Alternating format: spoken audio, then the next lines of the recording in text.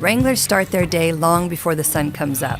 They saddle up their steeds, drink a few shots of coffee, and head out into the open pasture to jingle the horses back into their pens for their daily activities. Come on, boys!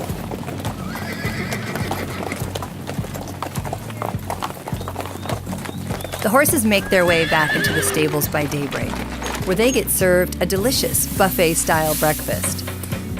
Sometimes a few of them can get a little rowdy when they're competing for the best hay. But a full belly helps them calm down before getting saddled up and ready for their guests. The wranglers at Paradise Ranch move so fast. Within a few minutes, they have dozens of horses lassoed, bridled, saddled, and ready to ride. It's a very impressive thing to watch. We run this speed pretty standard, usually about an hour to saddle up to 75 horses. About 45 seconds a horse. So when we're saddling a lot of horses, we have plenty of time to do it, plenty of time to check, make sure everything's right, and just keep things moving along. By the time the frost has disappeared from the morning grass, the crew is ready to begin a fresh new day of adventure through the countryside.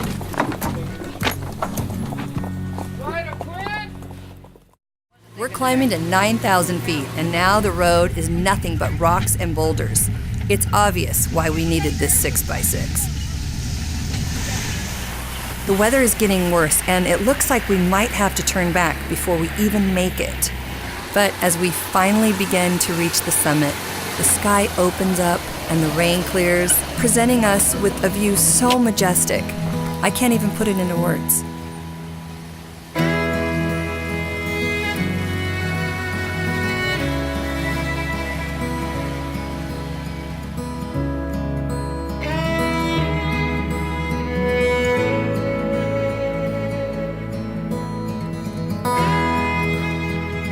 You know, not many people get a chance to see this beautiful and remote part of the United States. The time to beat is 49 seconds. We can do this. Ha! Ha! Ha! Ho! Ha! Let's go! Ha!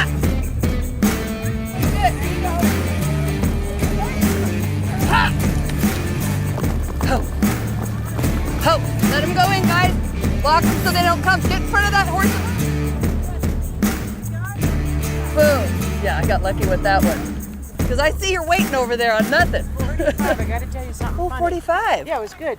45 seconds. Ooh, a little close, but not too shabby.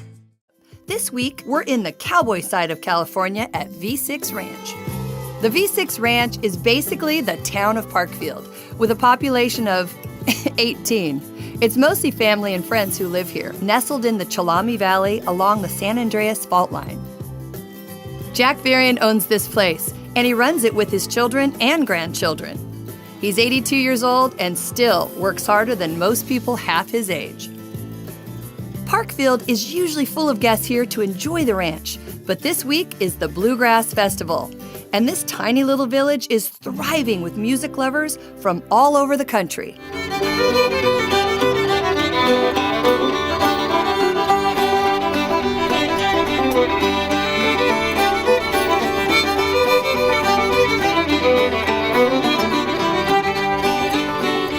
But we're not here to party. We're here to move some cattle. Jack makes a living from his stocker operation, and we're moving this grass-fed beef to the next section of the ranch where they will stay and graze for the next few months. We arrive just before sundown, and our adventure begins at the Blue Oak Horse Camp. Who's dishing me up? Tonight I get a chance to hang out with the crew over dinner, as they fill us in on what we'll be doing for the next few days. Some are new guests, and some are regulars who come every year. This week, we're in Jasper, Arkansas at Horseshoe Canyon Ranch. Right off the bat, we knew this ranch was different. surrounded by bluffs on all sides and hundreds of paths to traverse up the mountainside. This ranch is a rock climber's paradise. Barry and Amy Johnson met working on a dude ranch in Wyoming, and later fell in love with the Ozarks of northern Arkansas. But there were no dude ranches in the area, so later they bought a piece of land and built Horseshoe Canyon.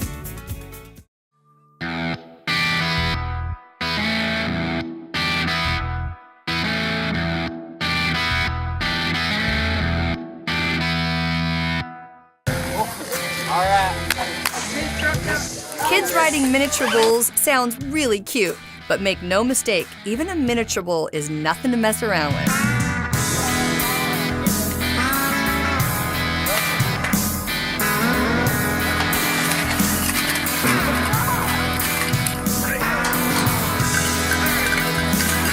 Bull riding dates back to 16th century Mexico, and it's evolved into one of the most popular Western sports around.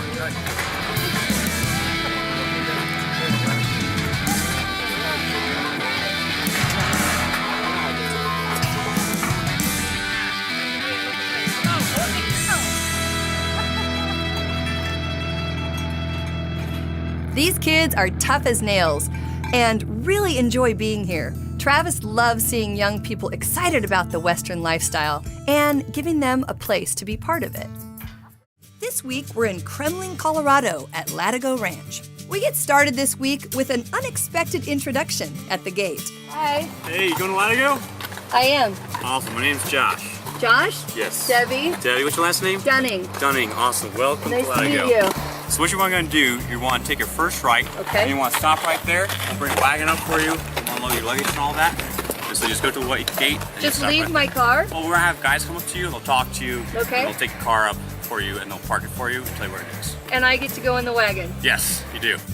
Oh, we don't drive our modern cars around here. They're picking us up at the gate with an old-fashioned welcome wagon. So I arrived at a dude ranch that I've never been to, and a guy on a horse told me all my luggage and everything is going to be taken care of for me. So it's like, okay, well, I don't know anybody here, but I'll try and I'll trust, and it's kind of feeling good.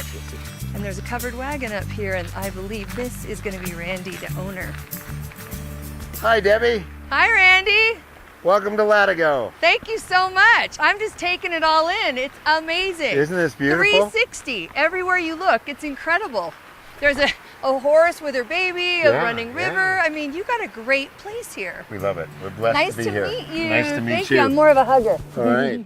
Finally, it's time for Jim and I to play a little golf. We met playing golf, and if you know Jim, he has a very unique style when he's on the course. Something unusual about Jimmy, and if you've ever golfed with Jimmy, you know this, he likes to feel the earth under his feet. There's no rule in golf says you have to wear shoes. You know, I'm a stickler for the rules, so there's no rule, there's no rule.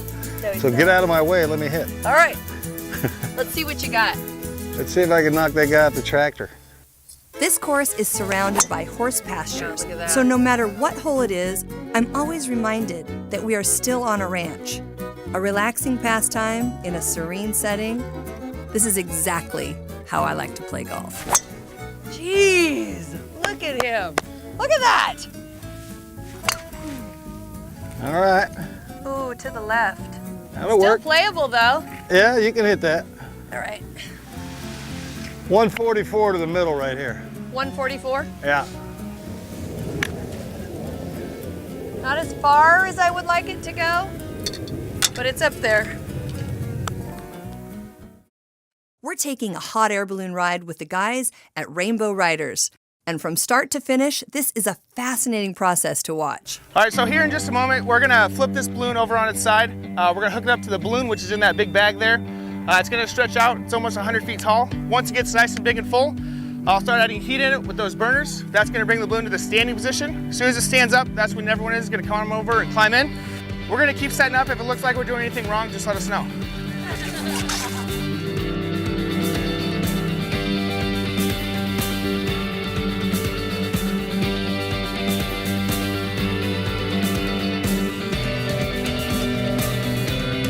These green trees you kind of see along, they look like bushes. Those are actually Palo Verde trees. That's our state tree.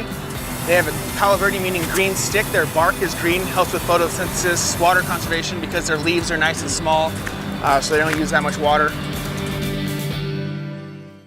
It's our final night at Cherokee Park, so we take a short trip to the Prairie Divide where we roast s'mores, enjoy cowboy songs, and watch an amazing golden sunset. It's a perfect farewell for our new friends and one last chance to soak it all in before we head back to the real world. Hey, cow patty. Cow patty. She rode into town to find the man who killed her daddy. Cow patty!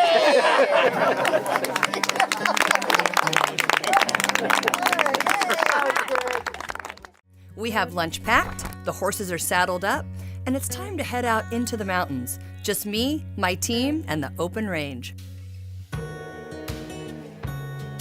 We're headed through Wolf Creek Canyon into the Bighorn National Forest. The trail follows the creek into the wilderness, and before we know it, we're alone in the wild.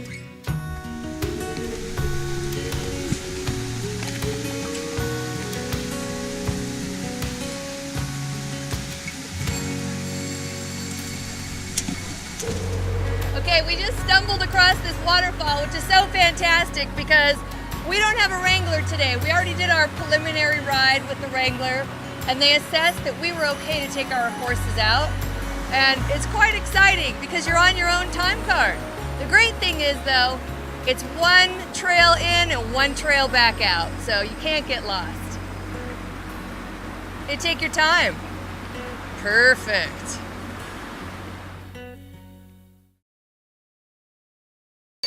Well, dinner is a really big deal around here, and Chef Alexander Gibson is a true culinary artist. You all had a chance to pick your entrees. There's a rosemary braised lamb shank, slow braised all day long, over mashed potatoes and a lamb jus. There's a bacon wrapped chicken breast stuffed with mushrooms over sweet potato couscous.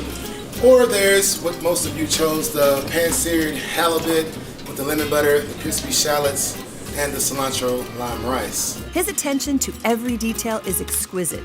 Not just the taste, but the preparation, symmetry, and style.